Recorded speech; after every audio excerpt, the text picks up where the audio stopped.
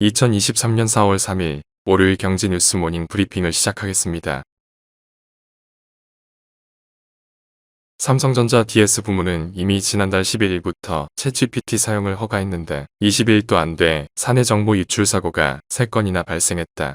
챗GPT의 업무를 맡기기 위해 프로그램 소스 코드 등을 입력한 순간 개방형 AI인 챗GPT가 자동으로 데이터를 학습해 외부로 유출할 위험이 생긴 것이다. 삼성전자는 그럼에도 챗GPT를 원천 배제하진 않을 전망이다.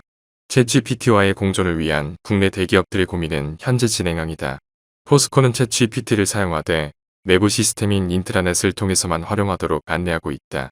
SK하이닉스는 사내망에서의 챗GPT 활용을 금지하지만 꼭 필요한 경우 사용 전에 보안성 검토를 받는 허가제를 도입했다. 미국, 일본 등 해외 주요국에서도 기밀 정보 유출을 우려해 챗GPT 사용을 제한하는 기업이 잇따르고 있다. 다음 뉴스. 지난달 31일 영국 파이낸셜 타임스에 따르면 이탈리아 데이터 보호청은 개인정보 유출 우려가 있다며 자국 내 챗GPT 사용을 잠정적으로 금지했다. 또 데이터 보호청은 오픈AI에 대해 20일 이내에 개선 방안을 제시하지 않으면 최대 2천만 유로 또는 오픈AI 연간 글로벌 매출액의 4%에 해당하는 벌금을 부과할 계획이다. 서방 국가 중 챗GPT를 차단한 첫 사례다. 이탈리아 당국은 챗GPT 알고리즘을 훈련시키기 위한 개인 데이터의 방대한 수집과 처리를 뒷받침하는 법적 근거가 없는 것으로 보인다고 밝혔다. 이탈리아 당국은 챗GPT를 금지한 또 다른 이유로 미성년자 보호를 꼽았다. 챗GPT는 이용자 연령 제한을 13세 이상으로 정했지만 사이트에 접속할 때 연령을 확인하는 절차가 없다. 다음 뉴스. LG에너지솔루션 등 국내 배터리 업체가 미국의 인플레이션 감축법에 따른 전기차 세액 공제 요건 중 배터리 광물 부품 요건을 충족하기 쉬워졌다. 미국이 자유무역 협정을 맺지 않은 중국 등에서 추출한 광물도 한국에서 가공하면 세액 공제 자격을 갖춘 것으로 간주하기로 했기 때문이다. 국내 배터리 업계는 당분간 세액 공제 요건 충족에 큰 문제가 없다는 입장이다. 그러나 2025년까지 중국 중심의 공급망은 재편을 맞춰야 하는 과제를 안게 됐다. 다음 뉴스. 현지 시간 31일 블룸버그 통신, 월스트리트 저널 등 외신에 따르면 중국 사이버공간관리국은 마이크론에 대한 조사에 착수한다고 발표했다. 중국의 국가 안보를 위해 숨겨진 보안 위협을 제거하겠다는 게 중국 정부가 내세운 명분이다.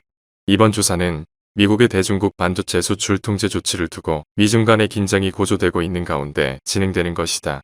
마이크론의 지난해 연간 매출 중 11%가 중국에서 나왔을 만큼 중국은 마이크론의 핵심 시장이다.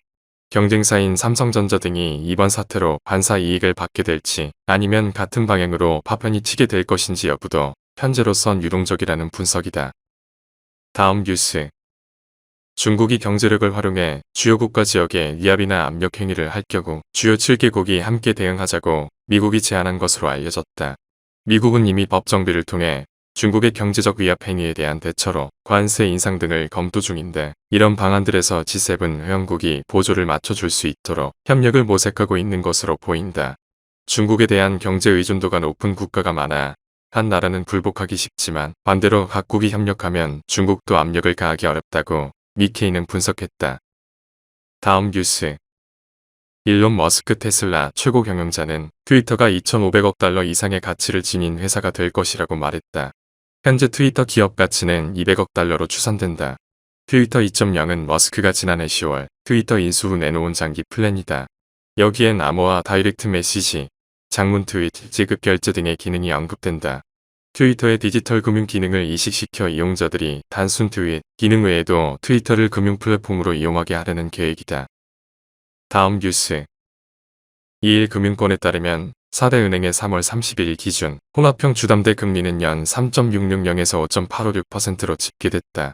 같은 달 3일과 비교하면 하단은 0.750%포인트, 상단은 0.666%포인트 떨어졌다.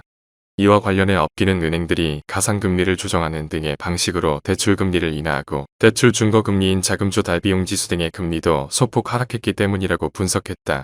그간 당국과 정치권은 한 목소리로 은행들의 이자 장사 비판 수위를 높여왔다.